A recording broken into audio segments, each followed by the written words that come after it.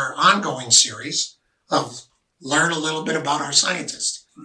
How long have you been here? Oh gosh, almost 7 years. 7 years with Simulations Plus. Tell us a little bit about your history.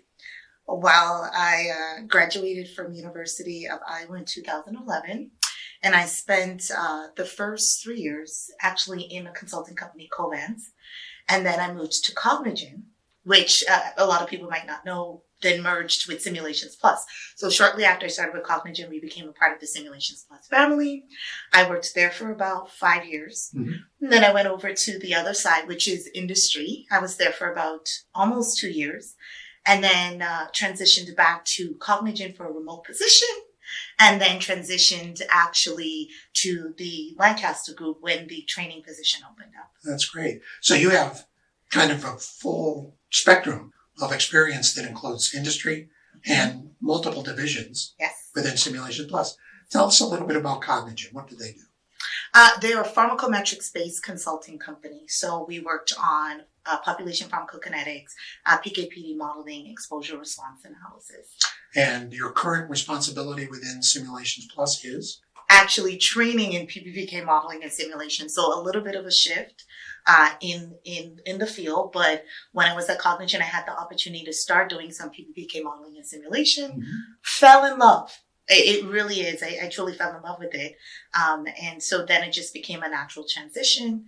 And now I'm doing training in PBPK modeling and simulation. What do you love about it? PBPK? Yeah. Yeah. It's challenging, right? So there's no one right answer. And I think coming from a molecular biology background and understanding mechanisms of action, it adds a little bit more reality to what I'm doing. And don't get me wrong, every form of modeling and simulation is important. NCA, POP-PK, PBPK. But a lot of times we do more empirical modeling in POP-PK. And in PBPK, I get to assign a mechanism to better understand what's happening within the body and with the pharmacokinetics of a compound. Talk a little bit about your industry experience and then how you are able, at least in a training capacity, to bring an answer that they might understand. Yeah.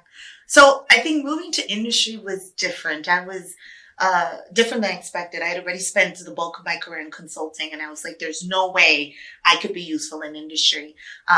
That exposure gave me that other piece. So I had the technical understanding of what I was doing, but it was how that came together in a regulatory sense.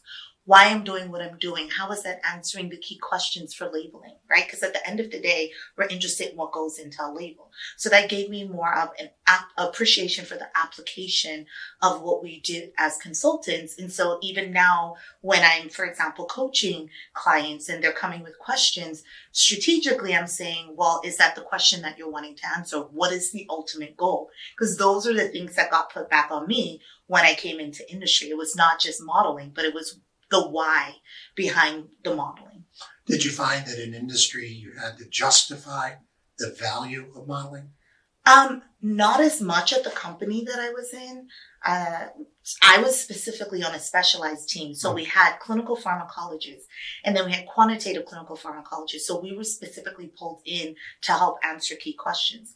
So I was lucky enough to be at a company where modeling and simulation was appreciated and understood for its value. That's not always the case in companies, but I think that I was lucky on that part. One of the areas that you've been very successful in the last year in putting forward is the, scheduled workshops that are happening monthly, quarterly, and ad infinitum.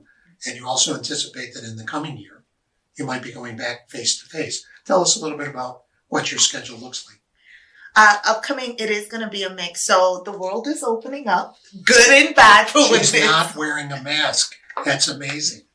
I would like to be wearing one, but anyways. I know. But the world is opening up. And so for the first time, I think that we are realistically seeing the opportunity to get back to in person. But with that being said, I think what the pandemic has also opened our eyes to is the fact that people learn differently.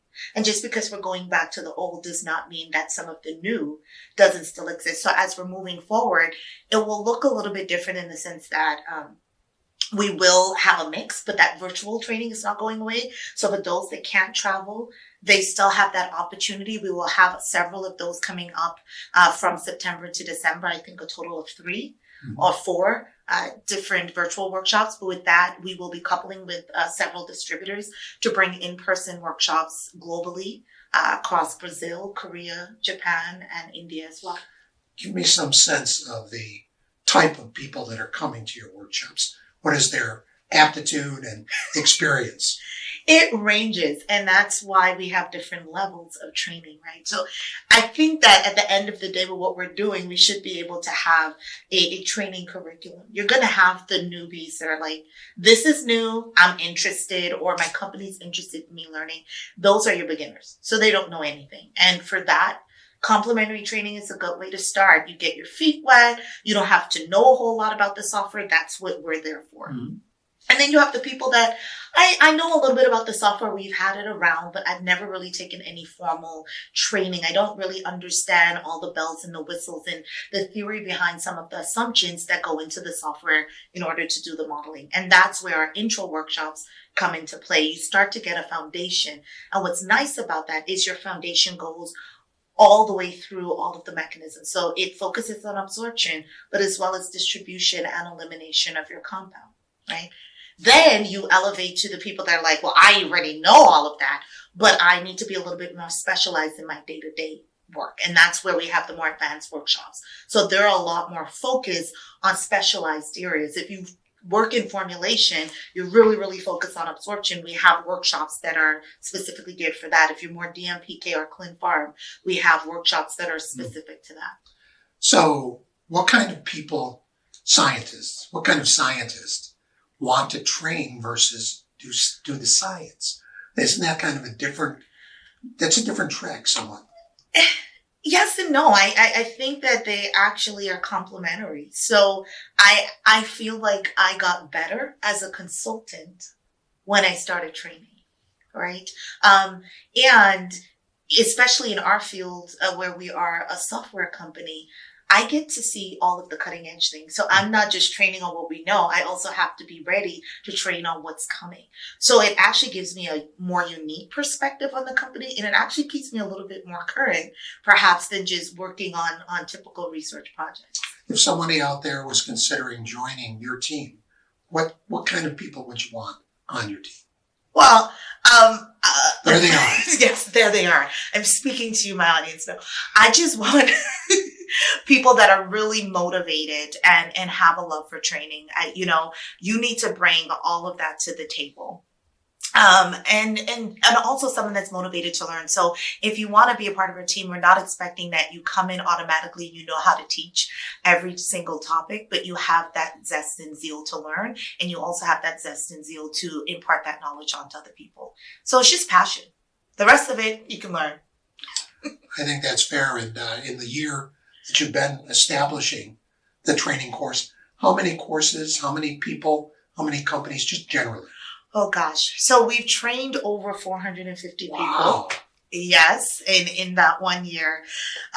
We've done 9, and I have these numbers because I was just looking at them, 9 complimentary workshops. I think 5 intro workshops, 3 advanced workshops.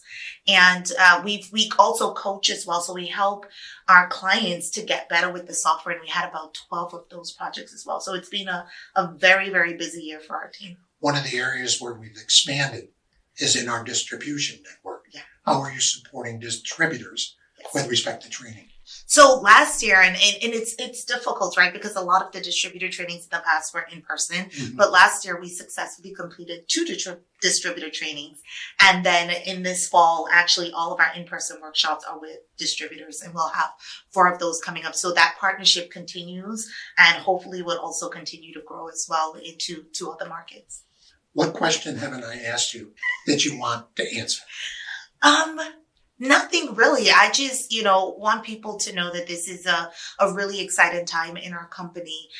The Learning Services Department is really a unique and welcome addition, I think, because we want to train you guys. So for all of you guys that are really on the fence about training, go to our website, take a look. We will have a whole host of new trainings coming up. We're really dedicated to new and exciting ways. And so we want you guys to keep looking there as well. And then last but not least, to our academic people, I do want you guys to know that we're invested in you as well.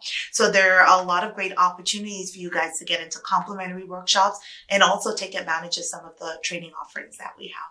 So. Thank you very much, Denise.